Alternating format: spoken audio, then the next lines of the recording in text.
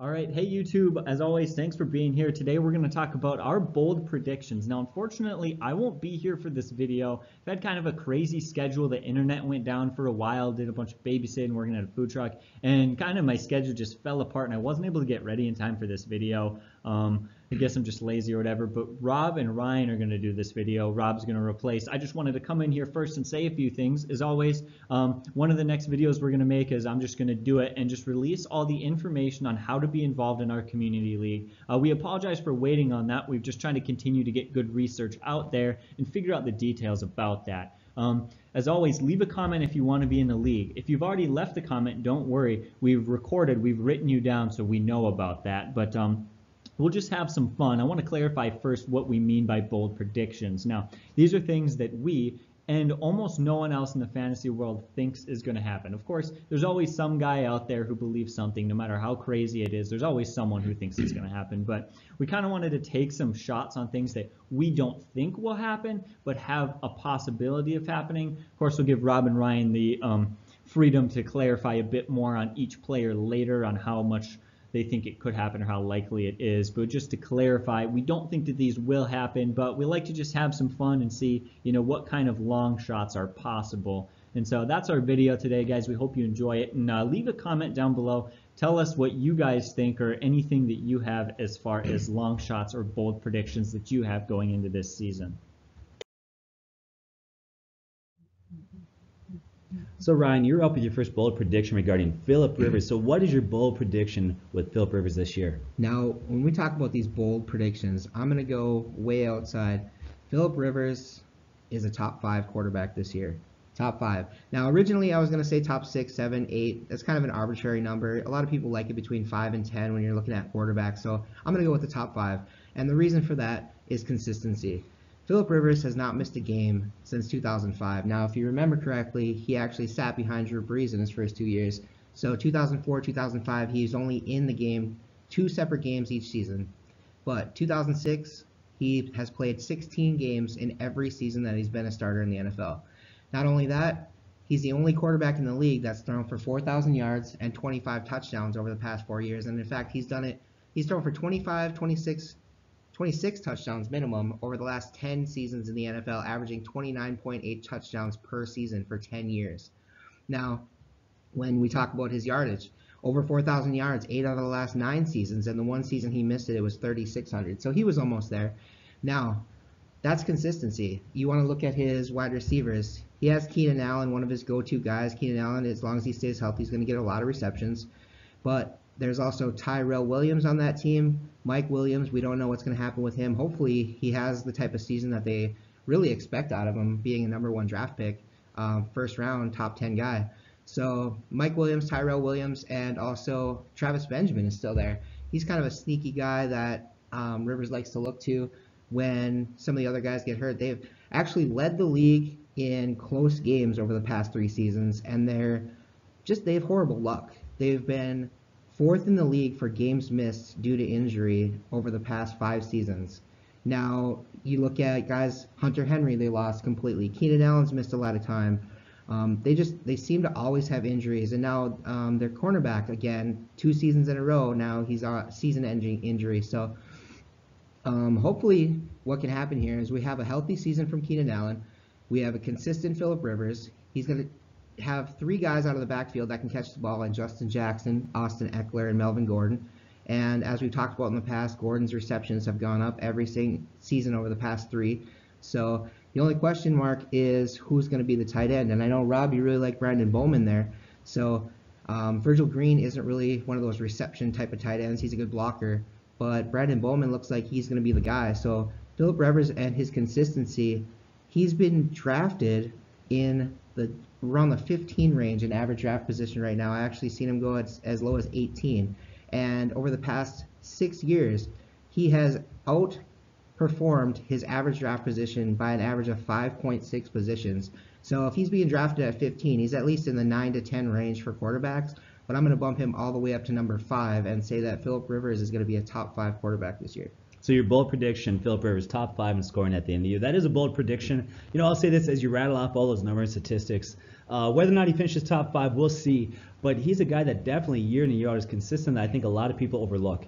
And he's a guy that often slips and that you can get later on in the draft. Once again, he reinforces the whole idea why we wait on our quarterbacks, because the guy has been tremendously solid and consistent year in and year out. You know, it seems like every year he goes undrafted in one of my leagues, two of my leagues, and I seem to find him, pick him up off the waiver wire, and he ends up on my team. And that's what I'm saying. He's going 15, 16, as low as 18 in average draft position. People aren't taking him, and I don't see why. There we go. So let's look back at the end of the year. Let's get to my bold prediction.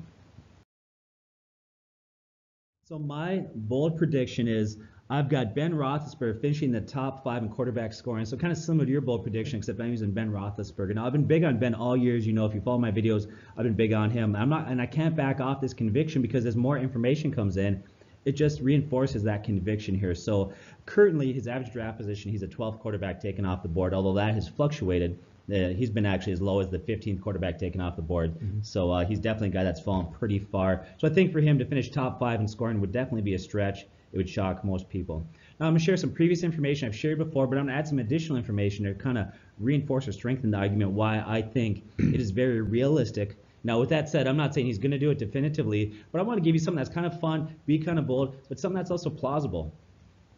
So here's some information I want to share with you. A lot of people don't realize that going back to 2012, last 6 years, his per game statistical averages projected over 16 game averages out to 31 touchdown passes per year. That's pretty good. Now the one concern with Big Ben, I think a lot of people is staying healthy. We hear that a lot, and it's certainly true. He has banged up, he has missed games. But I'm willing to take that risk at quarterback, and here's why.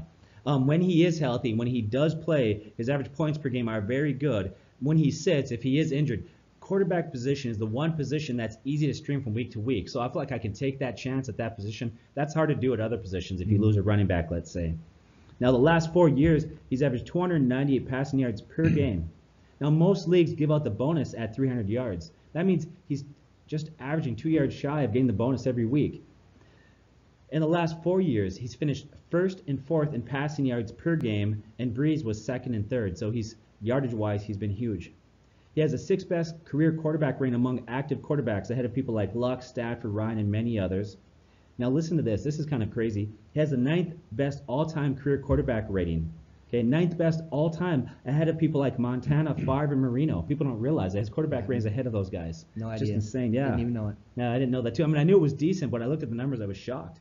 And he has probably the best weapons around him of any quarterback currently in the NFL, in my opinion. Let's consider Juju Smith-Schuster, 21 years old. This guy had a dominant rookie year. People don't realize how talented this guy is.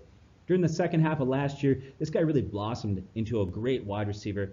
He had yardage totals one game. He had 193, 114, 143, and he finished the year with 917 yards, 7 TDs, and just 13 and a quarter games. That projects out over 16 games to be 1,128 yards and 9 TDs as a rookie in an offense where he was often the 3rd or 4th option in that offense. You add to that his weapons.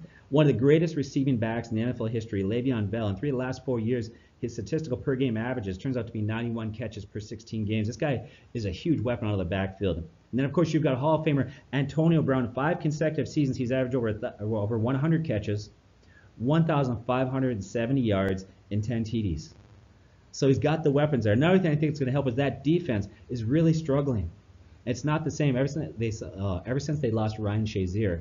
That defense took a huge step back. Let's look at last year. That defense early on looked like they're going to be dominant. In the first 10 games, they were only allowing 15.1 points per game. The last 7 games of the season, they were brutally bad, allowing 27 points per game. That defense was brutal down the stretch, which I think they're going to struggle again this year a little bit. They got Shazier out. There's still some issues they haven't addressed, and I think they're going to need to score a lot of points to win games. The other thing I think bodes well for him is Bell sitting out the preseason. Looks like he's going to hold out. He wants a long-term contract. He doesn't want the franchise tag. Now, if he holds out like he did last year, he struggled the first 2 games last year. He had a yards per carry 3.2 the first 2 games. And what that tells me is that early in the year, they might have to rely on the pass a lot to move that ball if they're not running effectively. But the biggest move that the Steelers made in the offseason was the departure of Todd Haley, and they brought a new offensive corner, Randy Fichtner, I think his name is. I think that's how you say it. Now, if you look at Randy, who's now the offensive coordinator, he was the quarterback's coach, and he was brought in, really his assignment on that team was to be a buffer between Ben Roethlisberger and Haley, who did not get along real well. So he was kind of brought in that role, and really he was promoted as offensive coordinator to appease Ben Roethlisberger. You look at the two, if you study this relationship, you look at experts, those that are close to that situation, they're very close, they have a good relationship, they have a long-standing relationship. And many people assume that Ben's influence with Randy means that Ben's going to be the de facto offensive coordinator. In reality, if Ben wants something in that offense, he's probably going to get it.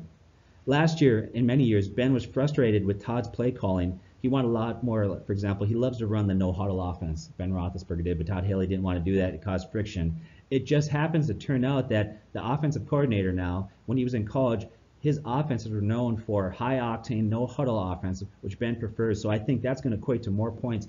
Everything's pointing to him having a big year, apart from, once again, staying healthy. But I think that's a risk you can take because quarterback is the one position that if he goes down, you can stream from week to week and feel pretty safe. So my bold prediction is Ben Roethlisberger finishes in the top 5 in quarterback scoring. Any thoughts? That's a pretty bold prediction. The thing I had with Philip Rivers is consistency, and obviously Ben Roethlisberger has that. They have the classic trope that you hear every preseason, every training camp. He's in the best shape of his life. But when you think of Ben Roethlisberger, as it is, it was already like trying to tackle a redwood when he's coming down the field. So if he's in the best shape of his life, I don't think that injuries are going to be too much of a concern. I mean, obviously there's some bad luck situations, but if he's in the best shape of his life, he's always been able to scramble, get the ball to those open receivers, and I think that's where Antonio Brown benefits is extending plays.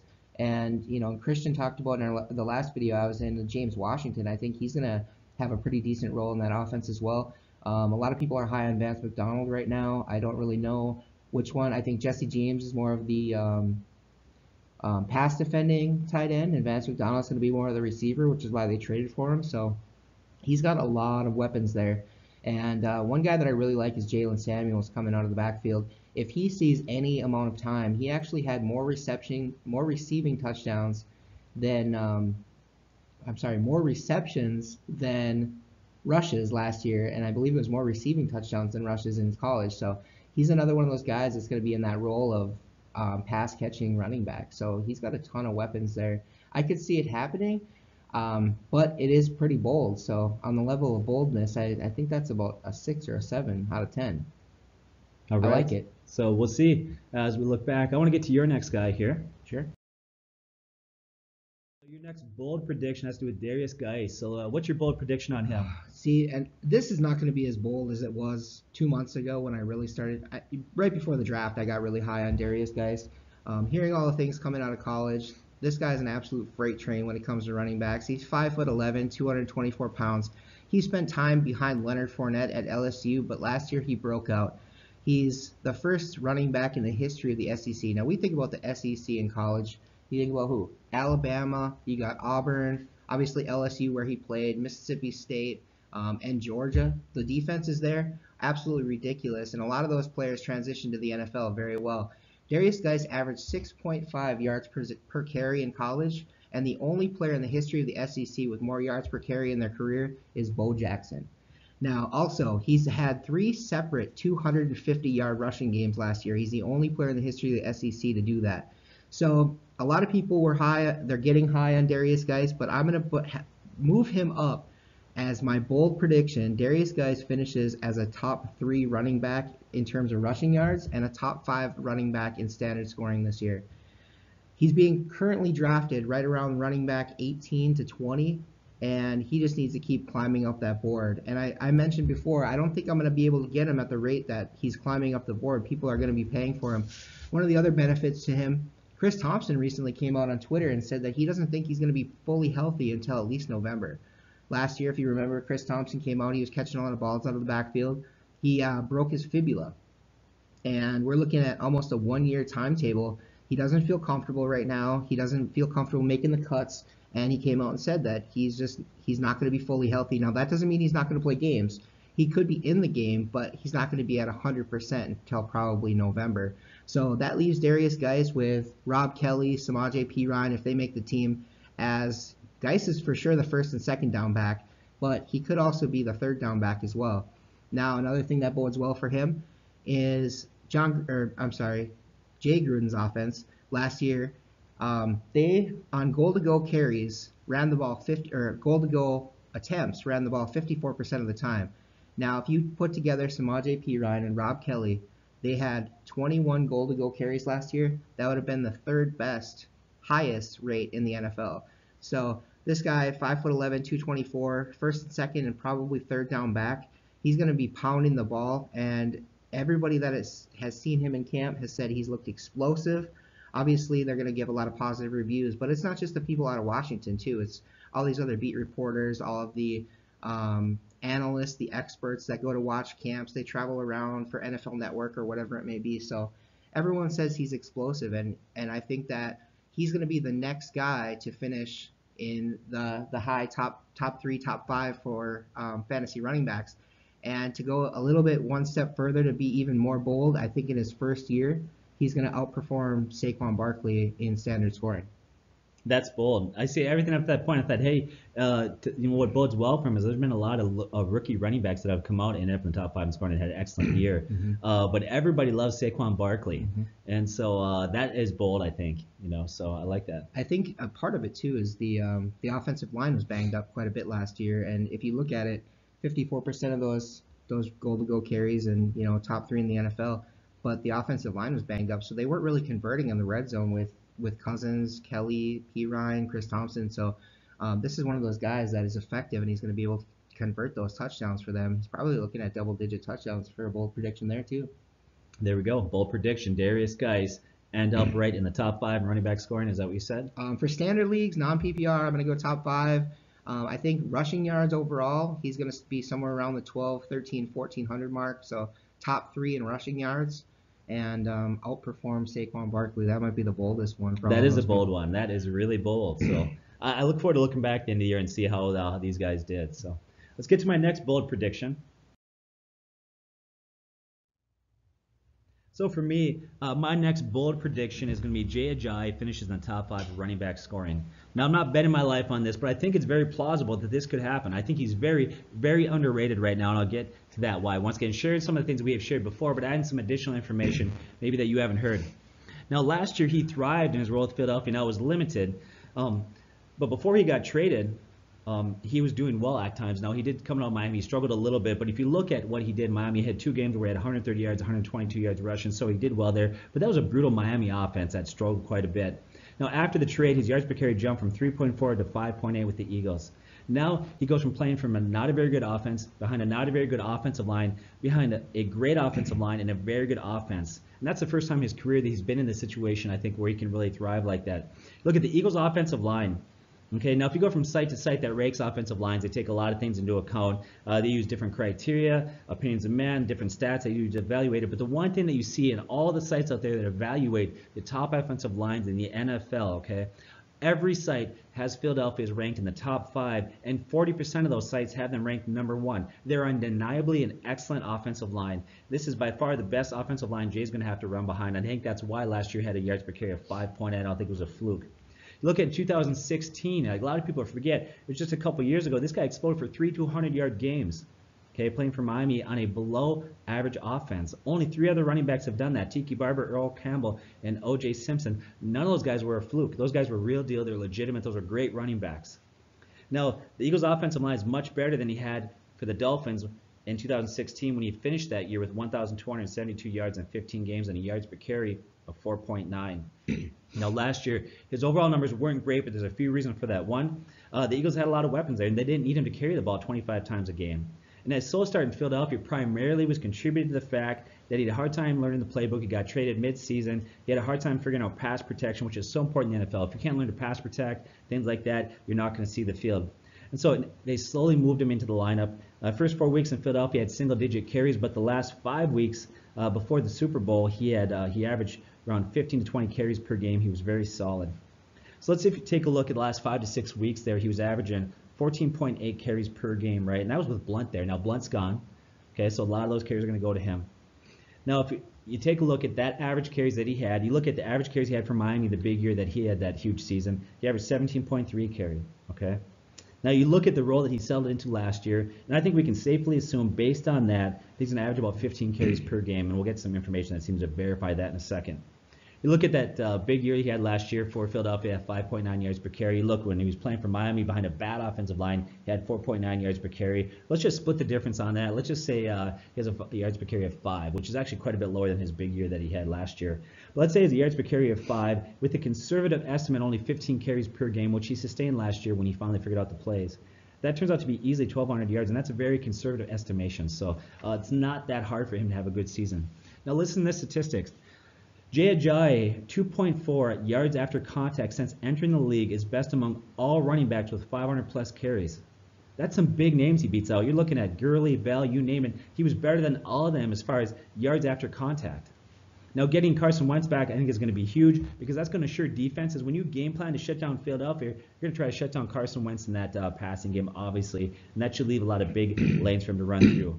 And I also think it's not hard to expect that Philadelphia might rely a lot on the running game early on as Wentz recovers from ACL surgery. And I'm sure they don't want him taking too many hits there.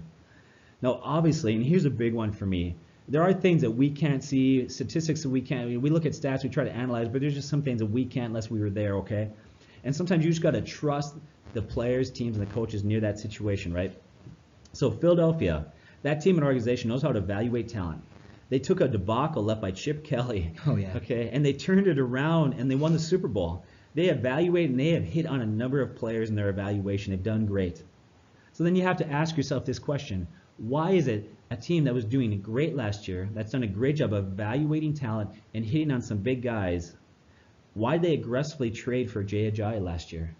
I'll tell you why. I think that they evaluated a guy who's very talented and is a stud back. And they're huge on this guy.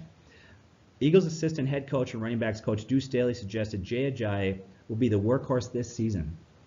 And coach Doug Peterson came out and said Ajay was impressive at OTAs this offseason. Multiple times he talked about what great shape he was in. I think this guy's poised for a huge season. He's being underrated. If everything falls in place, I think it's very reasonable that this guy can end up in the top 5 in running back scoring and shock a lot of people out there.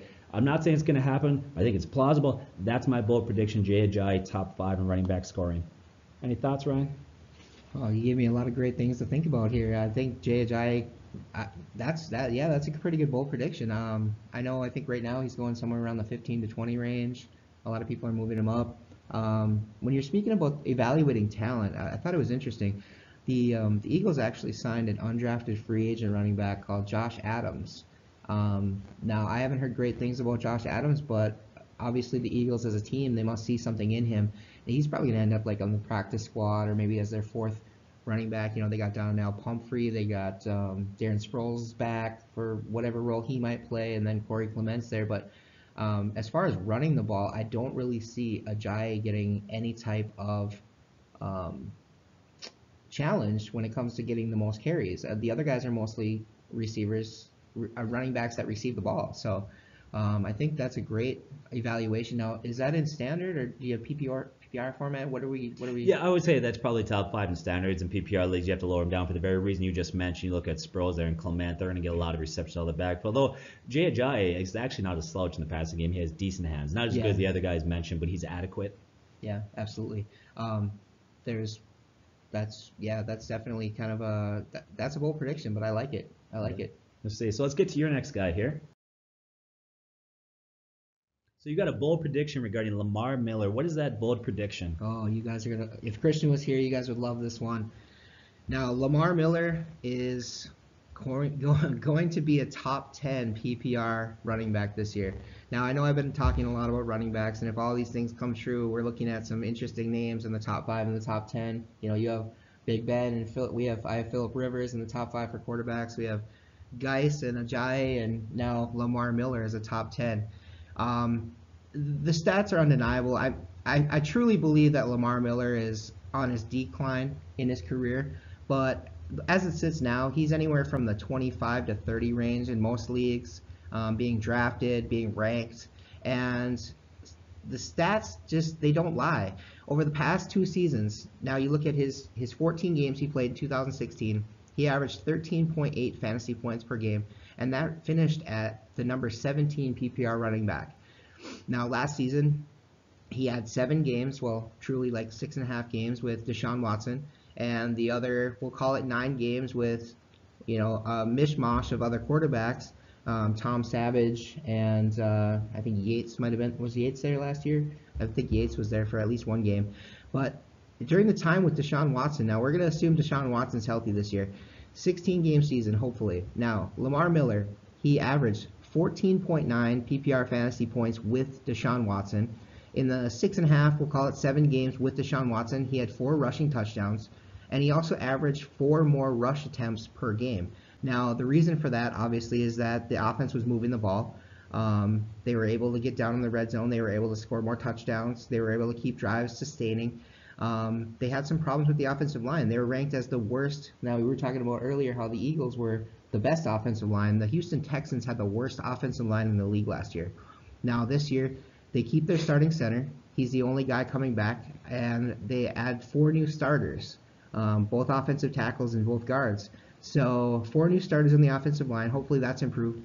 Now in the games without Deshaun Watson, Lamar Miller averaged only 9.9 fantasy points per game in those 9 games.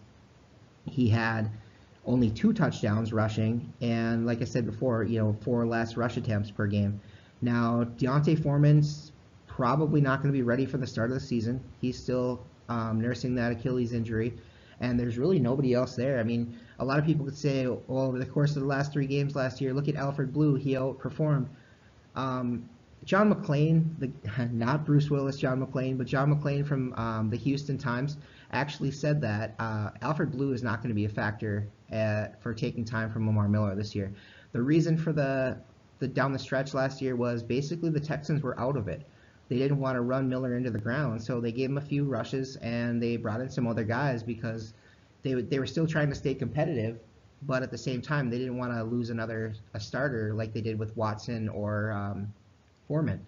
So I'm going to go with Lamar Miller as a top 10 as my bold prediction in PPR. Those 14.9 fantasy points per game that he had with Watson last year, if you average that out over the course of a 16-game season, he would have finished as the running back 8 last year in PPR scoring. So I think it's going to be his last hurrah. He is on the way down on the decline. His yards per carry aren't great, but if you're getting multiple rushes, more rushes, you're looking at an average of more yards per game. So he also averaged 60 yards per game with Watson and only 51 without. So a lot of benefits to having a running quarterback on your team, and no real challenge to come up behind him and steal carries. Tyler Irving or Alfred Blue, like I mentioned, and Foreman's still injured. So yeah, that's my bold prediction. I know you guys are kind of down on Lamar Miller, but the stats are there. It might happen. Yeah, I agree with you. I think Lamar Miller is on the downside of his career. He has struggled, I think, the last 4 or 5 years consecutively. Yeah. He's seen a decrease in his yards per carry, has been nearly as effective. But in fantasy football, sometimes half the battle is opportunity and volume, and it sounds like he's going to get that with Foreman. Recovering from Achilles injury is a very slow process of recovery there, and it sounds like he's not going to be ready. So he's going to be the go-to guy on an offense that should be much improved with Watson there. And so simply on volume alone, he could be, and that matters. Yes, so like we talked about before, sustaining drives, more attempts, more volume, definitely. And his yards per carry aren't really going to matter if he's able to catch 4, 5, 6 balls a game out of the backfield. His hands aren't great, but they're not horrible either. I mean, he does have the ability. So if he's the only one there on a 3-down back, he's going to have a ton of opportunity. You look at Melvin Gordon. Melvin Gordon's fallen into that. He's become a very effective guy and gets a lot of balls out of the backfield. He gets carries on the goal line. Yep. He's had double-digit touchdowns the last couple of years. But he's a guy whose yards per carry is not great. It doesn't matter. He still ends up in the top 10 because he is a good volume play. Absolutely. So. And you look at a guy like Duke Johnson, less than 100 rush attempts last year, but he also caught 80% of the balls that were thrown his way and ended up as the number 11 PPR scoring running back last year. And he's not even a starter. I mean, he's the number 2 on the depth chart last year, 2 or 3 possibly this year. So, yeah, there's a lot of opportunity there for PPR scoring when you're catching the ball. Yep. Let's get to my next bold pick here.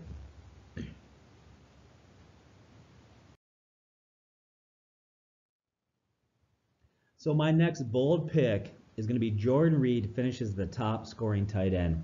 Now, I'm not saying this is probable, but I'm going to say this is plausible.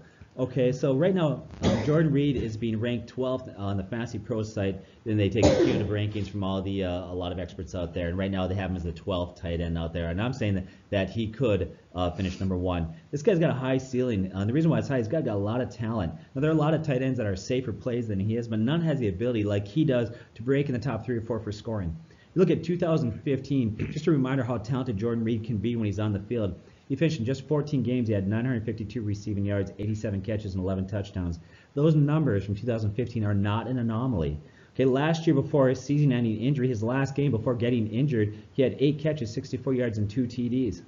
In 2016, in 9 games before getting injured, he was averaging 70 catches per game over 16 games. That would have been 1,120 yards.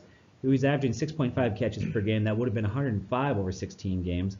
He was averaging 0.55 touchdowns per game. That turns out to be basically 9 a year. He was on pace that year for 105 catches, 1,120 yards, and 9 TDs. When he is healthy and when he's on the field, his production is very Gronk-esque, very like Rob Gronkowski. Now, he does have trouble staying healthy, but you can't ignore how talented he is. Alex Smith, speaking of him, says, I know what kind of player he is. He's unique in the tight end position. Now, that's pretty big from Alex Smith to say because he's played some good tight ends before. Oh, yeah. Kelsey, Vernon Davis in San Francisco. This is some high praise from teammates. Listen to this. Jay Reed is the best tight end in the league when healthy, right tackle Morgan Moses said. That's a bold statement to make right there. Now, the key is him being healthy, but right now, it looks like everything is trending to him being healthy. Reed went on to say, I didn't feel like myself the whole year last year. I had to get some surgeries. I had to get a bone removed. He had some bone spurs, some other things in there. I feel like I'm 100 times better. He actually had a couple surgeries in the offseason, and he worked his butt off to get in the best shape he's been in a long time. Reed, referring to his physical therapist, Dan Karp of Premier Performance and Rehab, said, he's the architect behind a total retooling of my body. Describes having been rebuilt from the ground up. This guy did everything, not just the surgeries, how he approached eating, diet, exercise. He changed everything in the offseason. It sounds like he's finally going to be able to overcome some of those things that hindered him. Now, Alex Smith, we know, loves to use tight ends. You go back to Davis in San Francisco, Kelsey in Kansas City. Thing that I think is going to be huge for him, he's got no real weapons there. They've got some wide receivers. Crowder's been decent. You've got Dotson that looks like he's got potential, but ultimately they don't have a lot of weapons. Their best weapon, Chris Thompson, like you said, is not fully recovered. So right now, a lot of those targets are going to go to and could easily go to him. If you look at Reed, his 5.35 catches per game in his career, the best all time. That's ahead of players like Calvin Winslow Sr., Jason Witten, Tony Gonzalez, Jimmy Graham, Rod Gronkowski, Aaron Hernandez, Antonio Gates, Travis Kelsey, you name it. His per catch average per game is better than any tight end in the history of the game. He's been great. Now listen to what Gruden said about him. He can run any route from anywhere. He's one of my favorite weapons in the slot, in the corner, outside, split outside, creates matchup problems, gives us man zone tips. He beats corners. He can beat linebackers, and he can beat safeties. It's hard to throw the ball. It's hard not to throw the ball when he's in there. That's how good he is. So this guy's got all the talent in the world. He's shown that he can do that. It comes down to, can he be healthy? And it would look like he's finally figured out how to keep himself in good shape and be healthy. If that's the case, this guy's got the potential to be the #1 scoring tight end. And wouldn't that be a wonderful steal for you? Any thoughts?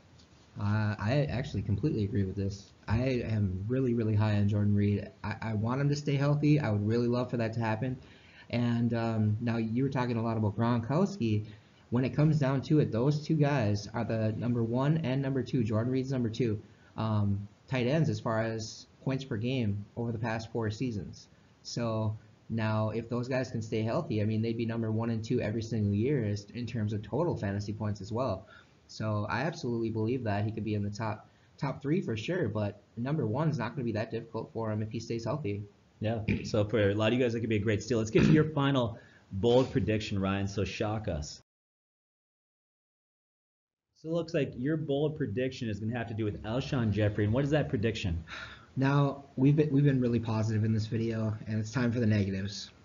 Alshon Jeffery is going to be outside a starting wide receiver in standard leagues. I don't feel like he's... Initially, I was going to say outside the top 30, and now some of the things I'm hearing, I'm putting him outside top 36, which would be your normal standard leagues of 12 with 3 wide receivers. And here's the reasons. Now, Alshon Jeffery came into the league. He was an elite wide receiver. His second year with the Bears, 89 catches for over 1,400 yards. Third year with the Bears, 85 catches for 1,100 yards. He was doing great. And all of a sudden, some things started to happen. He had some troubles. and he starts going down. His average yards per game over the past 3 seasons started at 2015, 89 yards per game. He had 57 catches, I believe it was, for around 807 yards, but only 89 yards per game because he didn't play very many games. He was injured, some things like that. 2016, his yards per game dropped by 20, down to 69 yards per game. He played a full season that season and only ended up with 820 receiving yards and still right in that 55 to 60 reception range. So in 2015, he played 9 games. 2016, he played 16 games, but his yards per game, his receptions per game, they dropped significantly. He had about the same in about half of a season. And then last year, he played the full season for the, I believe it was 14 games, actually, for the Philadelphia Eagles. He only had 789 receiving yards last year, but his yards per game once again dropped down to 49. So 89, 69, 49 over the past 3 seasons yards per game. He's just not as effective. Now, some may say that it had something to do with the shoulder injury. He did have the rotator cuff surgery back in February. He says he's feeling better, but he's still not prepared to start the season. So right now, that's one of the reasons why I pushed him from outside the 30, from outside 30 to outside 36 is because he's probably going to miss a game or two. He's not quite fully healthy and ready for the start of the season. If you look at that offense, we've talked about the offense in your prediction for Ajay. There's Nelson Aguilar. Like you said, Chip Kelly kind of ruined that offense. He sent away Jeremy Maclin and drafted Aguilar in the first round with the assumption that Aguilar was going to be that Maclin role. Realistically, when Doug Peterson came in, what he did is he moved Aguilar to the type of receiver that he really thrives as. And he finished the season last year with more receptions and more yards than Alshon Jeffery as the number 2 receiver in that offense behind only Zach Ertz. So they also got rid of Torrey Smith and brought in Mike Wallace. Mike Wallace is a little bit older, but he's really a better receiver than Torrey Smith. So they're looking at Jeffery being the number 1 potentially if he's healthy. Nelson Aguilar being the number 2. They also have Mac Hollins. Now, it's not Mac Hollins with a C, it's Hollins with an H. Mac Hollins. He's shown quite a few signs of being one of those guys that could step in if Jeffery does spend an extended period of time. So that could be their 4th wide receiver currently on the depth chart that could move up into that other role. And they have plenty of weapons in the backfield to throw it to. So Jeffrey's target share is probably going to go down. Like we've talked about before, there's plenty of mouths to feed there. And with his injury history and his performance over the past 3 seasons, everything just keeps going on a downward swing.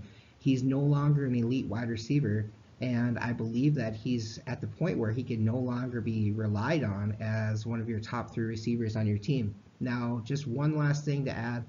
He did have a PED charge back a couple of years back, 2015, I believe it was, that he ended up having the PED suspension. Now, players with PED suspensions typically don't come back into the form that they were in before. So if you look at guys like Doug Martin, he had the PED suspension. Willie Snead, we barely even saw him on the field last season. They don't come back into form. So that's another thing that hampered him after the PED charge. He's being under the microscope a little bit more, and without the PEDs, he just doesn't seem like he's the same receiver. So I think that Alshon Jeffery, currently being drafted anywhere from the 12 to 16 range as wide receivers, is going to be outside the top 36, which would be a starting wide receiver in your fantasy leagues. Yeah, you don't know the effect PEDs might have on somebody. I think about Mark Ingram, who got nailed with the PED. You look at the first about 3 years in the league, he really struggled, and then he took off. And I wonder how much that was assisted by performance-enhancing drugs. So Yeah. I don't know. Alshon Jeffery, you're right. There's a lot of mouths to feed there. In last year, suspiciously, I think a lot of people thought he was going to get back to 1,000 yards. He didn't. Yard totals were low. He did see a lot of touchdowns. Had 3 in the postseason, I think 7 or 8 in the regular season, or was it 9? I can't remember what it was. But anyways, saw the red zone. But yeah, you're right. His numbers are declining, and it is a bit concerning. So outside of the top 36, is that what you said? I did say that, and I just want to add one more thing. You mentioned the targets. He was 13th in the league in target share last year, but with an effective quarterback, I mean, you remember how effective Carson Wentz was last year. He didn't even catch 50% of the balls thrown to him from Carson Wentz. So that's another thing. I mean, he might be looking at some issues with with the shoulder still coming off the surgery. So yeah, I said outside 36, worse than 36. All right. That's a bold prediction. So I'll tell you what, thanks for joining us today. Here's what we want, though. We want to hear your bold predictions. Guys that you think just shock us. Now, obviously, make it plausible. Don't say that, Joe Montana's come out of retirement and he's going to win the Super Bowl. But we do want to hear who your bold predictions are. Once again, thanks for joining us. Subscribe, like, share with your friends. Thanks for joining us. God bless and take care.